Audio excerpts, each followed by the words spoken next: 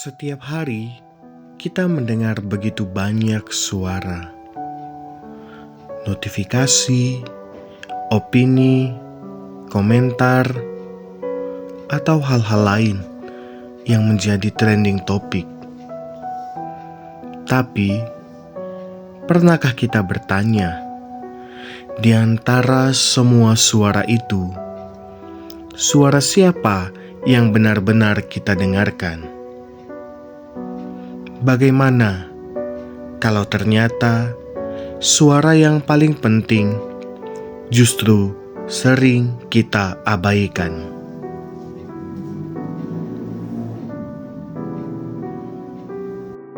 Mendengarkan bukan sekedar mendengar bunyi. Mendengarkan adalah membuka hati. Tanpa mendengarkan, relasi menjadi dangkal. Tanpa mendengarkan, kita bisa salah arah. Sebagai remaja Katolik, kita dipanggil bukan hanya untuk berbicara tentang iman, tapi untuk belajar mendengarkan.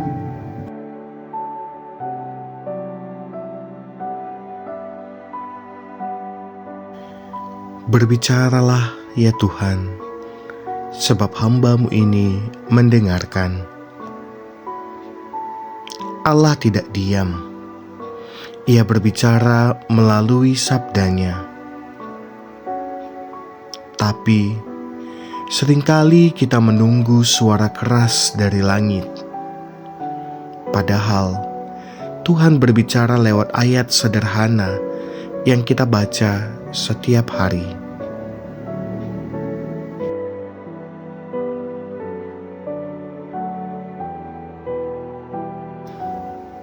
Yesus tidak meninggalkan kita sendirian. Ia mendirikan gereja.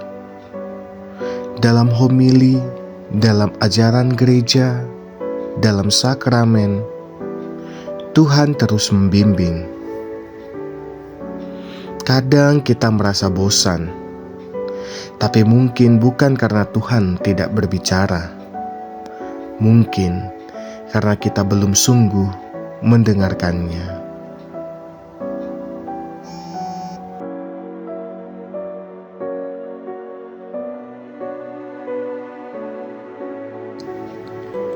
Pernahkah kita merasa ada suara lembut dalam hati kita yang berkata, "Jangan lakukan itu.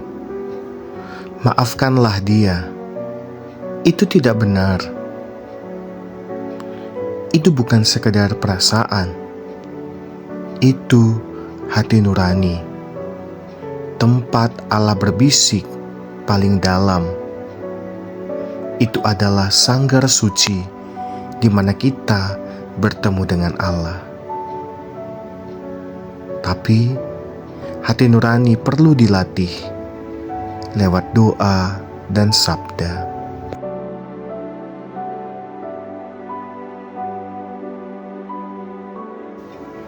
Terkadang, suara Tuhan juga datang lewat orang-orang di sekitar kita, lewat orang tua, lewat guru, atau lewat sahabat kita.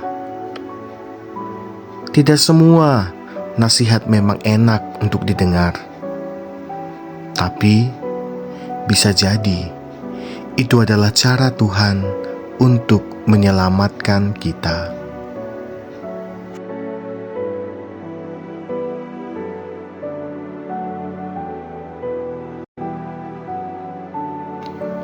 Kalau kita mau Allah mendengarkan doa kita juga harus belajar mendengarkan sesama kita.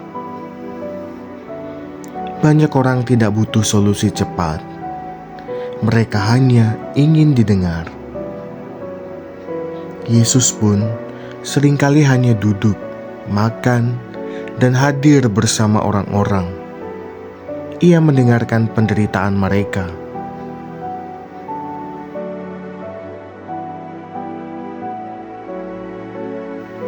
Ketika kita mendengarkan, kita berarti siap menghargai perbedaan.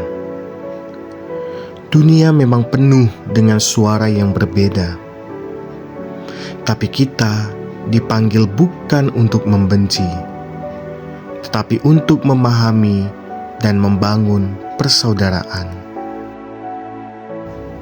Kita perlu sadar bahwa dunia ini tidak kekurangan suara. Dunia ini hanya kekurangan pendengar. Kalau kita belajar mendengarkan Allah, kita tentu tidak akan mudah tersesat. Kalau kita belajar mendengarkan sesama, maka kita berarti menjadi tanda kasih Tuhan. Hari ini, coba hening 1 menit. Coba tanyakan dalam hati kita, Tuhan, apa yang ingin Engkau katakan kepadaku hari ini? Dan mari kita belajar seperti Bunda Maria, mendengarkan dengan hati, sehingga akhirnya kita berkata, terjadilah padaku menurut perkataanmu.